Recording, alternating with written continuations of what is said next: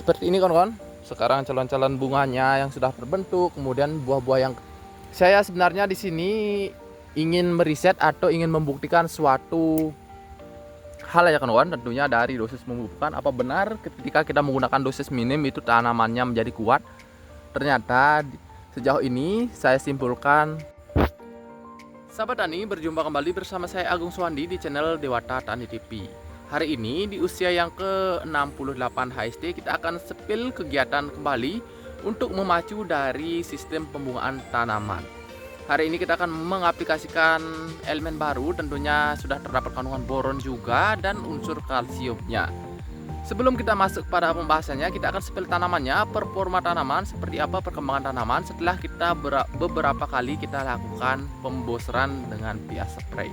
Oke, sebelum masuk pada pembahasan kali ini, kita akan sepil tanaman di usia yang ke-68 HST. Selamat menyaksikan. Sahabat Tani, sekarang rata-rata tanaman sudah seperti ini penampakan dari calon-calon buah dari bunga-bunga tanaman. Kawan-kawan bisa nilai sendiri efek dari penggunaan kalinet dengan dosis maksimal. Ini kan kemarin yang kita sepil, sekarang sudah semakin lebat. Tentunya yang sampingnya juga sama kawan-kawan. Sekarang bunga-bunga tanaman sudah mulai lebat. Tentunya di sini saya berani menyampaikan ini memang murni yang paling efek adalah dosis penggunaan kalinet yang kita maksimalkan. Sekarang rata-rata tanaman sudah mengajak calon-calon buah yang sudah mulai terbentuk. Ini juga ada sudah kelihatan lumayan ada yang terbentuk ya kawan-kawan dari bunga-bunganya yang berhasil menjadi buah. Oke, di sini saya kembali sampaikan untuk pengurangan pupuknya itu sangat signifikan sekali untuk efeknya kawan-kawan. Tentunya dari kerontokan bunga di awal-awal ini sangat lumayan yang rontok karena kita mengurangi pupuk kimianya di awal. Sampai fase peralihan kita masih menggunakan minim pupuk kimia. Ini ada juga yang tidak mengalami kerontokan kawan-kawan. Seharusnya tanaman sudah rata-rata buahnya seperti ini. Oke, saya yakin nanti perkembangan tanaman setelah berusia ya ke 80 sampai 90 HST ini akan buahnya cenderung lebat. Karena dilihat dari perkiraan dari performa bunganya sekarang sudah mulai lebat kawan-kawan. Kawan-kawan bisa lihat sendiri. Ini juga ada beberapa efek yang diakibatkan oleh penugalan yang kemarin kita lakukan. Karena kita menugalnya relatif banyak, 2 sendok per lubang tanam, 2 sendok per lubang pupuknya ini kita lakukan dengan dosis lumayan tinggi sehingga ada tanaman lumayan dari tanaman yang daun-daunnya mengalami kuning. Tapi tak apa ya kawan-kawan, hari ini kita sambil juga bersihkan daun-daun yang kuning seperti ini. Karena juga daun-daun yang kuning ini akan rontok juga. Seperti ini kawan-kawan sekarang penampakan dari calon-calon buahnya. Oke, kedepannya saya yakin tanaman ini akan dapat berkembang dengan optimal. Utamanya dari serangan layu, tanaman ini akan sangat kuat. Ini karena kan kami mengurangi pupuk di awal, itu kan kita jaga dulu tanaman agar kuat untuk perakarannya, agar siap untuk menerima pupuk dengan dosis yang relatif tinggi. Jika kita dari awal sudah menggunakan pupuk dengan dosis kadar kepekatan yang tinggi, itu sangat berisiko sekali karena akar belum kuat, akar belum mampu menahan dari panasnya kepekatan larutan pupuk. Sehingga di awal kita mengurangi pupuk, sekarang tanamannya kan sudah kuat. Sekarang kita sebenarnya sudah bisa mengangkat dosis dari pengocorannya, yaitu menggunakan dosis normal ya kawan-kawan. Sekarang rata-rata tanaman sudah mengajak buah seperti ini. Mengajak dari buah-buah yang sudah mulai terbentuk. Di sini kita main slow saja kawan-kawan. Yang penting tanamannya tetap hidup. Kita agak tenang kawan-kawan. Walaupun di awal lumayan banyak mengalami kerontokan, tapi menurut kami ini bukan masalah besar sekali. Karena di sini saya paling kesal kalau melihat tanamannya layu ya kawan-kawan. Tanamannya sudah subur, buahnya lebat malah layu. Nanti kita juga kesel ngerawatnya, kita nggak semangat ya kawan-kawan. Kalau tanamannya sudah layu itu kita gimana itu rasanya kalau ngerawat itu kurang semangat jadinya. Seperti ini kemarin juga habis terserang keriting ya kawan-kawan. Ini pucuknya mengecil, Tentunya kita harus rutin aplikasikan insek untuk kutu-kutuannya, baik itu imidacloprid, kemudian abamectin kita harus rutin masuk agar tanaman tidak mengalami keriting kembali. Kalau masalah keriting sih sebenarnya agak mudah kita masih kendalikan ya kawan-kawan, dibanding tanamannya terserang Gemini itu agak sulit. Karena Gemini itu memang dari sel tanamannya sudah rusak, tentunya sangat sulit untuk bisa berproduktivitas dengan maksimal. Alhasil untuk kalau di sini saya nilai dari performa rawit cybernya ini memang dari ketahanan untuk Gemininya ini saya acungi jempol ya kawan-kawan. Dari 1500 batang kemarin yang terserang Gemini itu tidak sampai 4 batang. Sekarang yang saya tidak cabut itu sekitar 2 pohonan kawan-kawan dari 1500 batang ini. Untuk patoknya kan 1000, untuk patoknya ini 790 patok. Tetapi asumsi kita tetap satu patok ini satu tanaman, agar tidak kita terlalu muluk-muluk ya kawan-kawan. Nanti satu patoknya 2 tanaman itu artinya nanti dikali 2. Semisal kita asumsikan 1 kilo per batangnya, itu kan per patoknya jadinya 2 kilo. Sehingga kita asumsikan saja satu patok satu tanaman, agar nanti juga kita tidak kecewa, nanti agar tidak terlalu muluk-muluk, nanti mengharapkan hasil besar, nanti malah hasilnya tidak seberapa, nanti kita sakit hati juga karena terlalu berharap. Oke, intinya di sini kita main slow dosis, tentunya kita jaga dulu agar tanaman tetap hidup. Oke, kita sepil tanaman bagian sininya kawan-kawan, karena di sini termasuk lumayan optimal. Seperti ini kawan-kawan. Sekarang calon-calon bunganya yang sudah terbentuk, kemudian buah-buah yang kecil. Nanti kita beberapa hari ke depan kita akan lakukan pemboseran kembali. Ini salah satu tanaman yang tidak mengalami kerontokan. Seperti ini. Jika tanamannya semua seperti ini, seharusnya kita bisa melakukan pemetikan sekitar 10 hari ke depan. Tetapi ini saya rasa nanti pemetikan kemungkinan yang pertama itu mungkin kita lakukan di umur 100 HSD-an.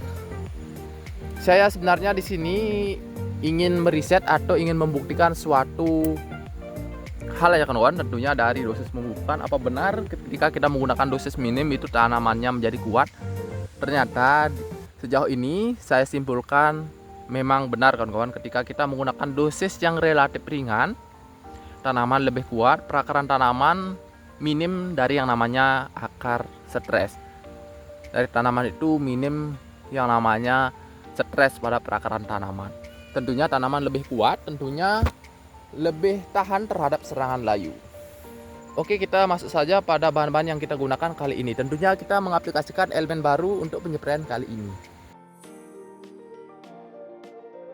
Oke, seperti rencana kita sebelum-sebelumnya, sebelum tanaman optimal, kita masih gunakan kalinetnya dengan dosis maksimal ya kawan-kawan. Hari ini kita kembali aplikasikan kalinet dengan dosis maksimal. Untuk kandungannya di sini kalinet sudah lengkap, terdapat fosfat, kalium, boron. Tentunya ketiga elemen ini sangat bagus sekali ketika kita aplikasikan pada saat tanaman dalam fase pembentukan buah, pembesaran buah.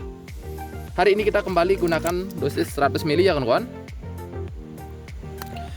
Nanti ketika tanamannya sudah optimal baru kita turunkan dosis ke dosis paling standar. Oke, kita pakai 2 takaran ini. Per takarannya ini 50 ml.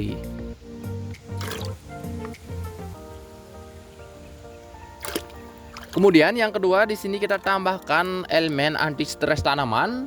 Seperti biasa kita gunakan premino atau asam amino.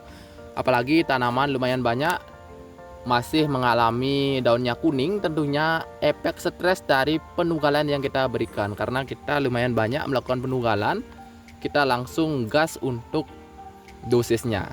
Oke, agar mengurangi efek stresnya kita gunakan asam amino ini. Kita berikan cukup 2 sendok per tangki 18 liter air. Kita pakai 2 sendok. Kemudian untuk elemen yang kita akan tambahkan kali ini yaitu Calbopid. Ini merupakan elemen kalsium plus boron. Ini sangat bagus sekali kita aplikasikan apalagi tanaman kita sehabis mengalami kerontokan, agar kerontokan bunganya bisa kita minimalkan lagi ya kawan-kawan. Oke, untuk dosisnya di sini kita pakai dosis maksimalnya kawan-kawan, karena anjurannya ini maksimalnya 3 sendok. Apalagi tanamannya masih ada yang rontok, kita pakai dosis maksimal dulu. Nanti ketika rontoknya sudah agak mendingan baru kita turunkan menjadi 2 sendok. Kita pakai 3 sendok. Ini juga partikelnya halus sekali ya kawan-kawan, sehingga tidak menyumbat dari nozzle sprayer. Nanti untuk penyepraiannya akan maksimal karena partikelnya sangat halus sekali. Kemudian kita masukkan fungisidanya. Di sini kita kembali gunakan fungisida kontak berbahan aktif Mancozeb 80%. Kita masih memakai Ditan. Untuk dosisnya kita masih pakai 2 sendok ya kawan-kawan.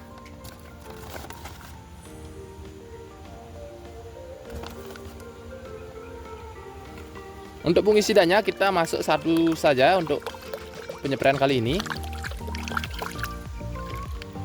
Tentunya di sini kita tambahkan Copper WP sebagai pelapis tanaman. Tentunya ini juga berfungsi sebagai pelarut dari pestisida berjenis WP atau serbuk, agar nanti kalau pupitnya dan Mancozebnya bisa tercampur merata. Tentunya penyepraiannya menjadi lebih maksimal, nanti akan dapat diserap tanaman dengan baik.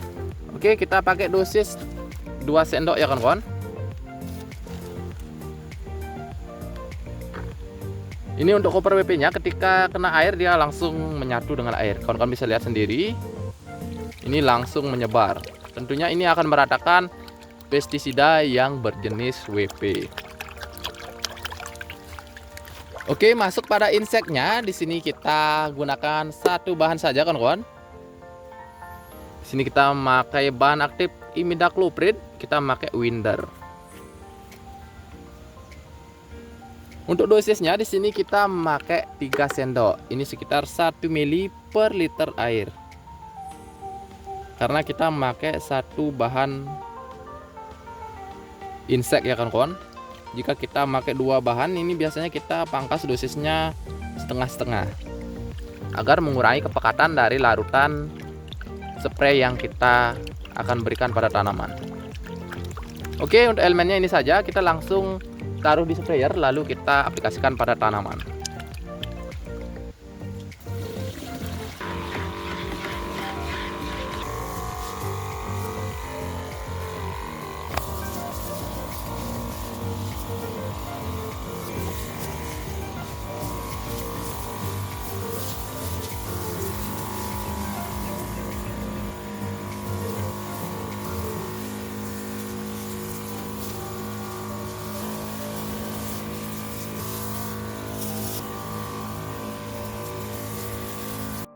Oke kawan-kawan, sebelum kita akhiri, kita simpulkan dulu untuk perawatan kali ini. Hari ini kita kembali melakukan pembosteran via spray menggunakan Kalinet dosis maksimal.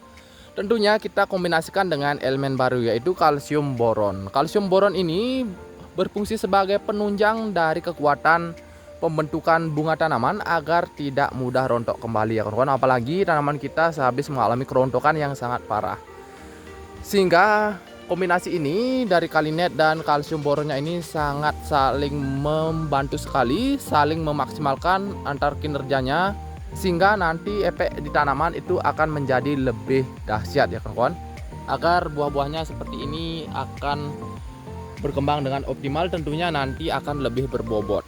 Oke kawan-kawan, nanti kita akan ketemu di video berikutnya tentang pemberian booster via kocor kembali agar tanaman bisa berproduktivitas dengan maksimal.